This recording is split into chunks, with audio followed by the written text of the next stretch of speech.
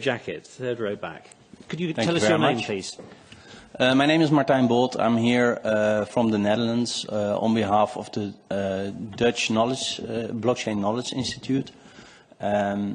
We discussed a lot of very relevant points, and I agree with a lot of things that are being said, but I'm not sure this regulation, as draft as it is, will help to create a liquid market and clean the market, as mentioned before. In the Netherlands, we have a different approach.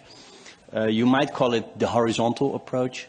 We're currently building distributed autonomous ICOs. That's a new technology from recent year. We work together with the Dutch government, so with the Authority of the Financial Market and the Central Bank.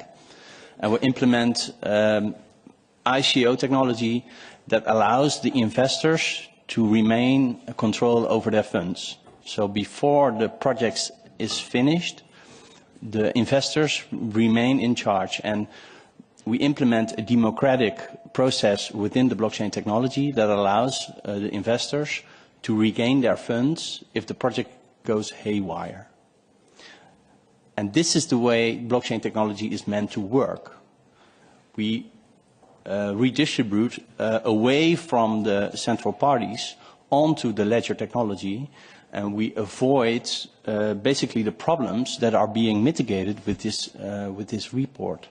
So the problems essentially come from central parties that, well, go bust or move away with the money, and we're implementing the blockchain as meant to be in a way that is no longer possible. So in that idea, and we work with the regulators on this, the regulators should not create white lists of companies and crowdfund organizations that are allowed to do business, but the regulators focus towards these technologies and regulating the infrastructure and the smart contracts on top of them. Once the smart contracts function properly, you don't need all these incidents of regulation anymore, because you can totally trust the technology itself. And that's what I think is missing from this report.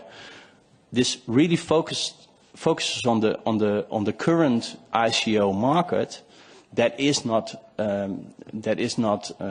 fair at the moment, and I think it should focus more on the next phase of blockchain technology, where we don't need parts of the regulation as described here, because it will be secured within the networks. And the focus should, what I'm missing is a focus on these possibilities and a way that regulation can shift towards regulation of standards and infrastructure instead of parties that use blockchain technology. Thank you. At the end of this round,